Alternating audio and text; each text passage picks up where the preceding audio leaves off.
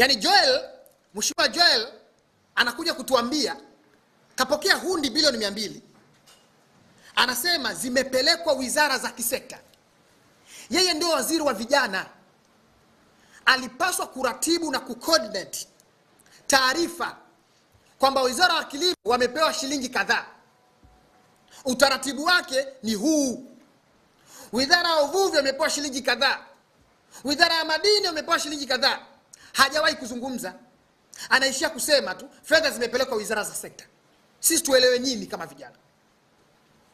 Sasa sisi ngome ya vijana ACT Wazalendo tuna maswali 7 ya kumuuliza Waziri Joel Nanauka. Maswali 7. Na tunatamani maswali hiyo hayajibu. Kama ni waziri anayetambua vijana, kama ni waziri ambaye ana wajibu wa kulea kusimamia maslahi ya vijana, aje ajibu haya maswali ambayo ngome ya vijana tunamuuliza. Ni hoja 7 ambazo anapaswa aje azijibu. Hoja ya kwanza, ngome ya vijana tunamuuliza waziri wa maendeleo ya vijana Joel Nanauka, ni utaratibu upi unaotumika na wizara hizo za kisekta katika utolewaji na ukopeshaji wa hizo fedha bilioni 200 kwa vijana? Hajawahi kusema. Anaishia kusema fedha zipo wizara za kisekta. Swali namba 2, ngome ya vijana tunamuuliza waziri wa maendeleo ya vijana Mheshimiwa Joel Nanauka, kwa kuwa fedha hizo bilioni 200 hazijapitia mfuko wa maendeleo ya vijana na hazijafuata taratibu wa muongozo wa mfuko wa maendeleo ya vijana kwa mwaka 2022 huu hapa, tunamuuliza, je, ni muongozo upi, guidelines, unaotumika katika ukopeshaji wa hizo fedha katika wizara hizo za kisekta ili vijana wote wenye sifa na vigezo wapate na wajue wanakopa namna gani na taratibu na namna kurejesha? Wanatumia muongozo gani? So muongozo ambao unasimamia fedha za maendeleo ya vijana kutoka mfuko wa maendeleo ya vijana ni huu hapa, ambao kama muongozo huu ungefuatwa, maana hizi bilioni 200 zilipaswa zipite kwenye mfuko wa maendeleo ya vijana, then huu muongozo ndio ufuate namna utolewaji wa hizo fedha. Fedha hazijapita kwenye mfuko wa maendeleo ya vijana, maana yake huu muongozo hautotumika kusimamia hizo fedha. Atuambie hizo fedha zinazokwenda wizara za kisekta zinasimamiwa namna gani? Utaratibu wake wa utolewaji ukoje?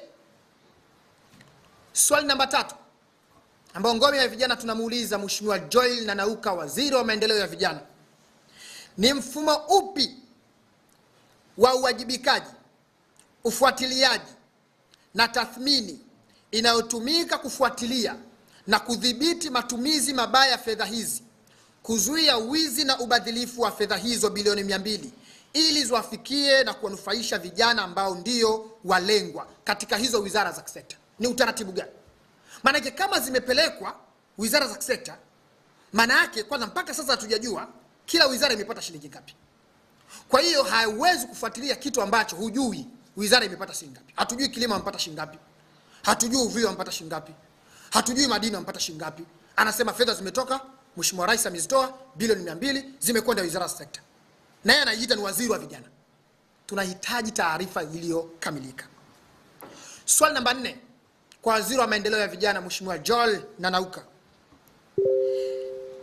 ni utaratibu gani unaotumika kuwafuatilia vijana na kulea vijana wanaokopeshwa hizo fedha bilioni 200 kimaarifa, kiujuzi na ushauri ili kunufaika na fedha hizo bilioni 200 katika miradi yao ili ziweze kuleta tija iliyokusudiwa? Kama unasema vijana wanaenda kukopeshwa bilioni 200, bilioni 200 ni fedha nyingi. Fedha nyingi sana. Fedha nyingi kwa vijana. Kama fedha zimetolewa, vijana wanapaswa kukopa. Si lazima kama waziri ambao una wajibu wa kusimamia maslahi ya vijana utaweka utaratibu wa namna gani hao wanaokopeshwa watafuatiliwa, watashauriwa, watapewa ushauri, watapewa elimu, watapewa maarifa, watasimamiwa? Si lazima useme. Waziri anakuja kusema bilioni 200 zimetoka, zimeenda wizara ya sekta, alafu anaishia hapo. Tunamwona anazurura tu kwenda mikoani kule anaongea. Swali namba 5 kwa Mheshimiwa Waziri wa Maendeleo ya Vijana, Mheshimiwa Joel Nanauka.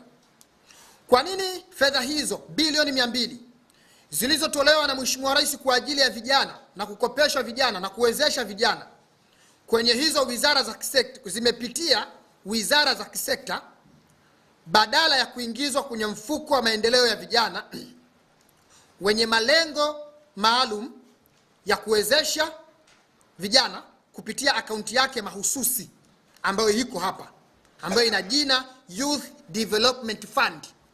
Kuna mfuko wa maendeleo ya vijana ambao tulitarajia hizo fedha zingeenda huko, lakini zimepelekwa wizara za sekta, alafu asemi ni shilingi ngapi. Sasa tunamuuliza kwa nini fedha hizo zilikwenda huko na kwa nini zisingepitia kwenye mfuko wa maendeleo ya vijana ambao upo. Swali namba 6 kwa Mheshimiwa Waziri wa Maendeleo ya Vijana, Mheshimiwa Joel Nanauka. Waziri atueleze ngome ya vijana na Watanzania na vijana, katika fedha zote bilioni 200 zilizotolewa na kupelekwa wizara za kisekta, kwa maelezo yake mwenyewe akisema ni shilingi ngapi kila wizara imepata? Kuna bilioni 200 zimetolewa, umesema zimekwenda kila wizara za kisekta.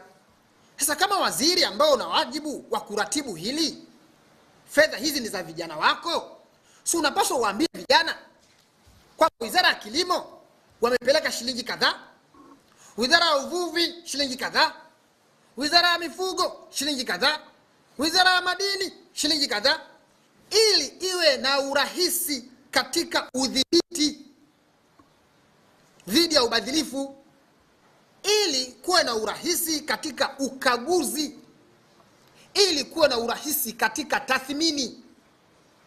Kazipeleka huko fedha, anaongea tu huko mikoani, amna chochote. Tunaomba hatujibu haya maswali. Swali la 7 kwa Mheshimiwa Joel, Mheshimiwa Waziri wa Maendeleo ya Vijana, Mheshimiwa Joel Nanauka. Waziri atueleze ni kwa nini hadi sasa hakuna sheria inayoongoza mfuko wa maendeleo ya vijana, yani Youth Development Act.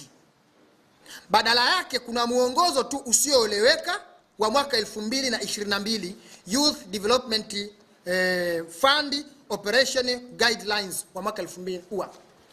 Yani huu ndio muongozo wa peji 12 eti unaosimamia billions of money ambazo zinatengwa na serikali kwenda kwa vijana. Huu ndio muongozo. Yani mfuko wa maendeleo ya vijana ambao kwa mwaka huaga inawekwa zaidi ya billions, zaidi ya mabilioni kwa niaba ya vijana, na wanasema fedha hizo zinatolewa kwa vijana. Mfuko huo unaongozwa na muongozo huu, peji 12. Muongozo huu una madhaifu ukusoma. Muongozo huu ndio maana unafichwa. Hakuna kijana mwenye huu muongozo. Mimi mwenyewe nimeutafuta, nimeupata kwa Ndimbe. Wamekaa nao kule juu. Na ndio maana hizi fedha ambazo zinatoka mfuko wa maendeleo ya vijana, utolewaji wake umekuwa na changamoto kila mwaka. Kila mwaka. Haya maswali yote ambayo tumemuuliza Mheshimiwa Joel Nanauka, na ni maswali ambayo yasio na majibu kabisa. Kama angekuwa na majibu angekuwa ishasema. Yanatoa picha ya wazi kwamba fedha hizi bilioni 200 zitaliwa na kutafunwa mapema mno, kwa sababu hazina muongozo, hazina utaratibu, hazina taarifa. Hii ni kwa sababu hakuna utaratibu wa wazi unayoeleweka kwa vijana kupata fedha hizi, wala hakuna taarifa za wazi zinazoeleweka kwa vijana namna ya kupata fedha hizi. Hakuna uratibu, muongozo wa wazi unaosaidia kuwaongoza vijana kupata fedha hizi, na hakuna udhibiti madhubuti kuzuia fedha hizo kuliwa au kuibiwa na wajanja wachache. Kwa ufupi, hakuna mfumo. Kuna utashi binafsi, na ndiyo maana kila wizara inafanya inavyoona. Ndugu waandishi wa habari, sisi tunapendekeza kuwe na chombo Kukiwa na chombo, tutatatua changamoto ya fedha za halmashauri. Tukiwa na chombo, tutatatua changamoto ya fedha zinazotoka serikali kuu. Hiki chombo kiwe na mkurugenzi wake na management ngazi ya taifa. Hiki chombo kiwe na bodi. Hiki chombo kiwe na idara, mfano idara ya sera, uratibu, utafiti na mipango, idara ya uhamasishaji, ufuatiliaji, tathmini, miradi na ushauri, idara ya ukopeshaji, makusanyo na utafutaji fedha. Kuwe na hizi idara, lakini hiki chombo kishuke chini. Ikifika ngazi ya mkoa kule, kuwe na ofisi ya mkoa ya wakala wa uwezeshaji vijana kiuchumi, ambao mkuu wake pale wa ngazi ya mkoa atakuwa ni manager. Hiki chombo kiende ngazi ya wilaya. Na hizi idara, fedha zote za serikali kuu ambazo zinatolewa kwa niaba ya vijana zipite chini ya hii wakala wa uwezeshaji vijana kiuchumi.